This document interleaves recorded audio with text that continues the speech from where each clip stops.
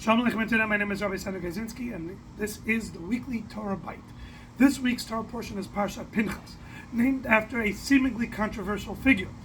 Pinchas performed an act of violent extrajudicial vigilantism.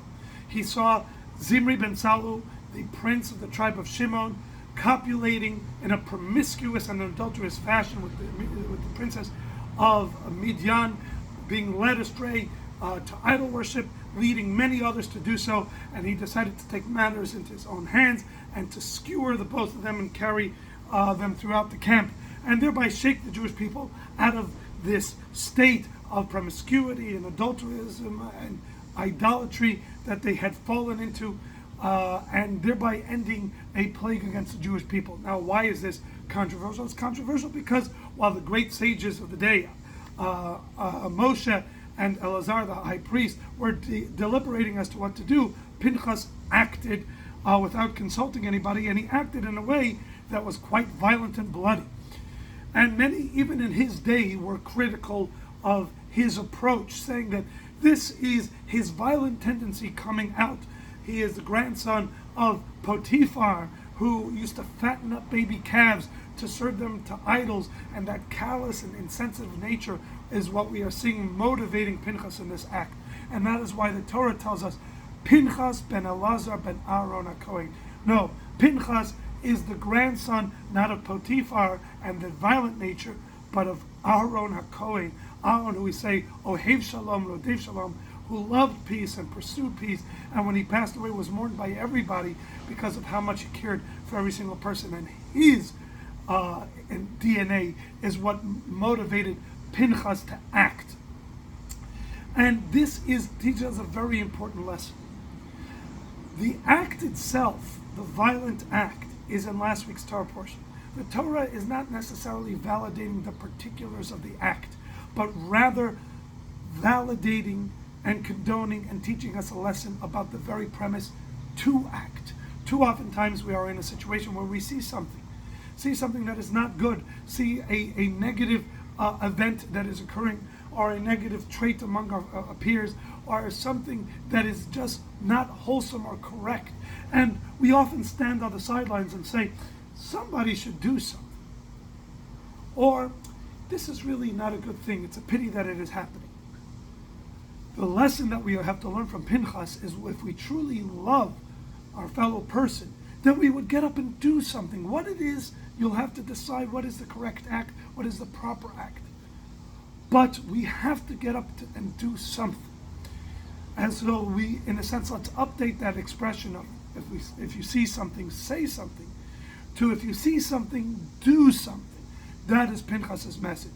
Ladies and gentlemen, we are in an era right now that I believe we can all say is not acceptable.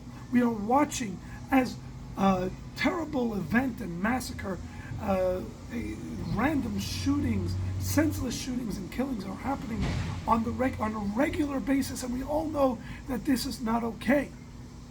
If it's Uvalde and the school shooting, if it's Buffalo, if it's the 4th of July shootings at the parade in Chicago, we all are seeing an issue.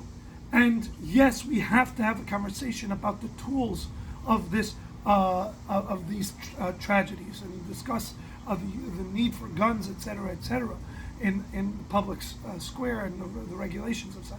But we also need to discuss the bigger elephant in the room, and that is that we have a society and a generation that has lost sensitivity for human life. The fact that a child or a teenager, even if they are disturbed, can look at a situation, a circumstance where there's a whole bunch of people that they don't otherwise know, and decide that these should be the targets of their catastrophic violence, is a horrible, terrible cancer within our society. And we're all sitting and we're all saying, but are we doing? Now you could say, what can I do? I'm not in a position of public regulation, position of public influence. And the truth is, we have to start within our own immediate circles. And the Rebbe taught us that when it comes to these morals and these ethics, these basic life-edifying morals and ethics, it's not what you say, but it is in fact what you do.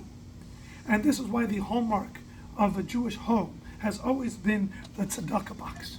Because it is not about the amount that you put in, but thus that frequency and consistency of doing an act of generosity and kindness, where I am giving of myself to somebody else, where it's not about me, but it's about somebody else.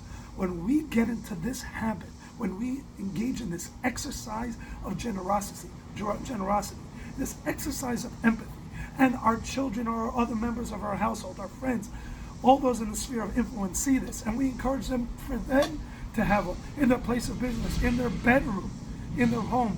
Start the day by putting in a penny, end the day by putting in a penny.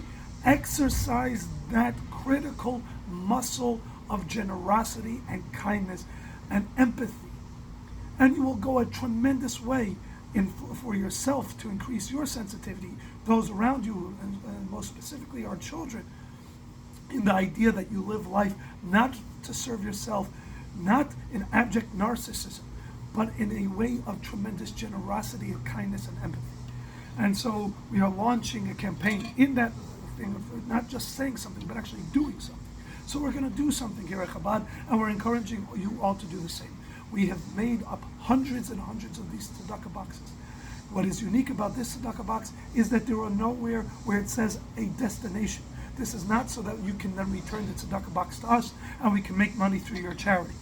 Rather, this is simply and utterly about putting a device of generosity into as many homes as possible to double down on this message, that the antidote to this narcissism and lack of empathy that we are, and insensitivity that we are seeing in society today, is by conditioning oneself and those around them to do consistent acts of generosity and empathy.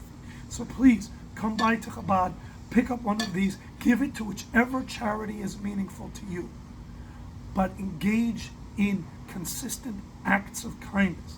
It is not about the amount, it's about the frequency of the act. This is how, if we see something, we're going to actually do something. Good Shabbos.